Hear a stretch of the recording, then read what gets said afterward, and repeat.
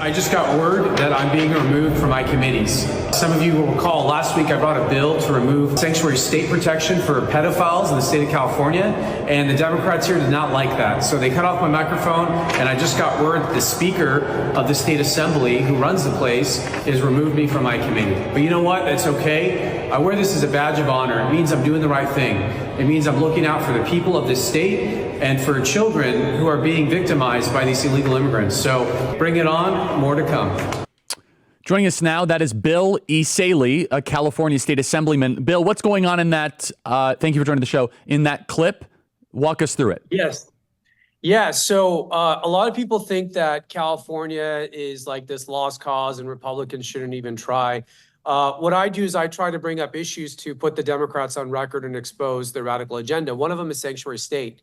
So I brought a bill. It was very simple. It said, you know what? Let's roll back sanctuary state for convicted child sex predators. Can we do that? Can we agree that that is a bad thing?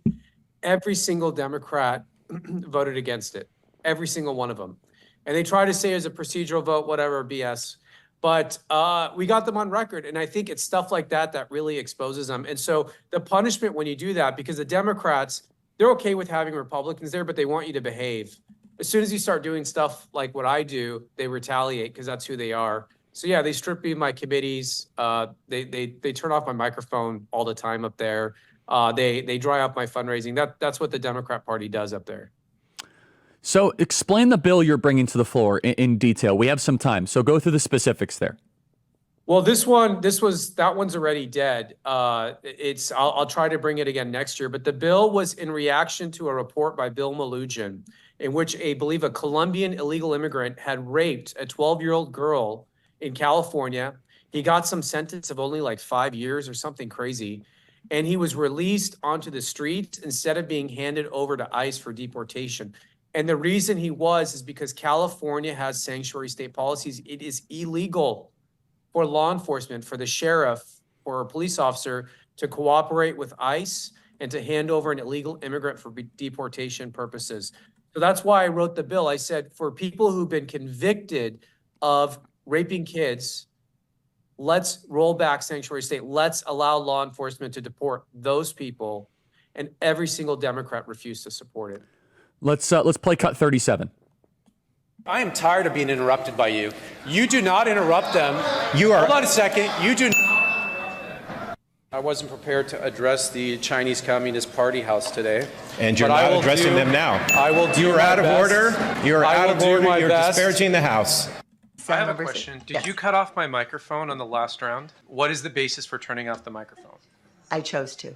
Yeah, so you're like the dictator here in this democracy. But Madam Chair, I have a question. I'd like to know in that context. Excuse me. My point of order, Mr. Chair, is that you continually interrupt me. Mr. Essayli, you are out of order now. You are now disparaging the chair. You are out of order. I am appealing your ruling. This is not debatable. I am appealing your ruling. You are out of order. I appeal your ruling. We'll do this all day. What is going on in that? They're cutting off your mic. What's going on there? You know, Charlie, what this comes down to, and I hate to say this, they're not used to having a real opposition party up there. And I hate to say it because I'm a Republican. I love being a Republican. But for too long, the party has just been, they basically put out strong messages, but they're not willing to actually fight in the legislature. And that's what fighting looks like. It means upsetting them, making them mad and exposing them. And for too long, they've never really had that up in Sacramento. So I'm different. I come from a background of being a prosecutor. I have no interest in being a politician. Frankly, I ran as a way to give back to this great country and this state. And I just looked at the legislature and I go, there has to be better. So I ran. I'll do this for as long as it'll be effective. But my goal in life is not to be reelected. It's to make a difference. And that's what fighting looks like. And that's what I'm trying to show my colleagues is how to fight. What part of California do you represent? I represent Riverside County, Western Riverside County. I grew up in Corona, and it's pretty conservative when you get inland. I know it well. It's a great spot. There are a fair amount of liberals in Riverside too, just for the record. But so help me understand that your Democrat colleagues are so uninterested in any sort of bipartisanship even when it comes to removing sanctuary state protections for people that rape kids, that they're taking California so for granted. Is there any progress for meaningful bipartisanship with your colleagues, or is it just pure Soviet one-party rule? I don't believe that they have any interest in actually working with us. When they use the word bipartisanship, they mean if they can get Republicans to support their agenda. And frankly, they're pretty successful at doing that. They get Republicans to support some of their watered down policies. They're never going to support a policy that is conservative or that advances the ball on our side. So I dissuade my colleagues of that illusion. We need to defeat these people at the ballot box. You know, California in the state assembly, we have 80 seats. 18 of those are Republican. If we pick up 9 seats, we can break the supermajority. That is very doable. But you're not going to do that by being Democrat light. You have to draw a clear contrast. And where I see our greatest hope of doing that right now, Charlie, is on the issue of parental rights. This is a sleeper issue. It really is. This is an issue that's waking up people and saying, wait a minute, what's going on with the kids? What are they doing at the school?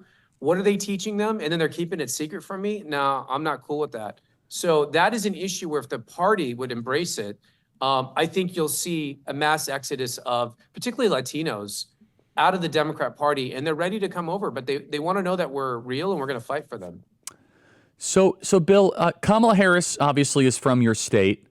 What should the national audience know about Kamala Harris that you in Sacramento know that you think deserves more coverage? Who is Kamala Harris? Oh, well, obviously she's incompetent.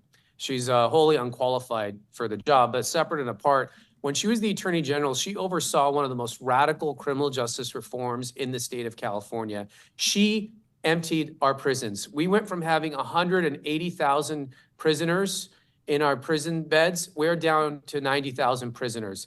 She was there when we passed Prop 47, which basically legalized petty theft, all the shoplifting you're seeing in California, all the drug use got decriminalized, all the homelessness on the street. That's because of Prop 47. And there were other policies at that time, but she oversaw the most radical criminal justice reforms in the state of California that's responsible for the mass crime you have today in our streets. Just look at California. And that's what the future of the United States will be if she's ever elected.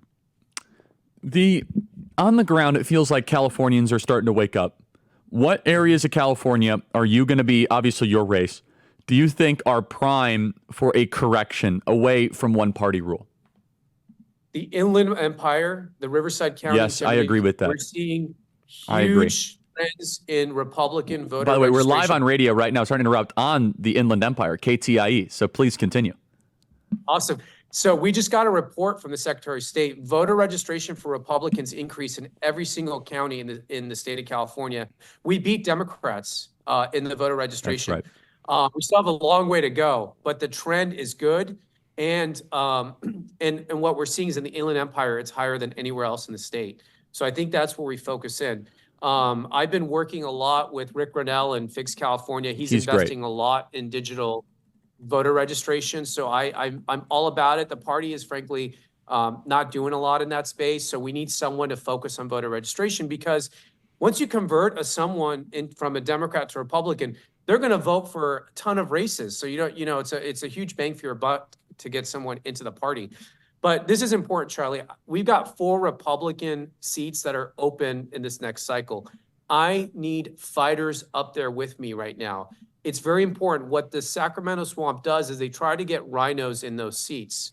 So there's about 4 seats that are really, they're solid Republicans, and there's 2 Republicans running. And so I'm also very focused on helping those candidates like Tanessa Adet in Assembly District 1. We have Carl DeMaio running in San Diego. I need fighters up there in Sacramento, because then we can change the narrative, because I need help. I need help to get the message out. Love it. Bill, excellent work. Can you plug your socials so that people know how to support you?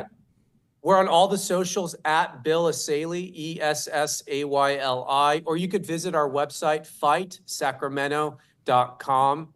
If my name's too hard to spell. Yeah, just go to fightsacramento.com. Very good. Bill, thank you so much. Appreciate it. Thank you. Thank you, Charlie.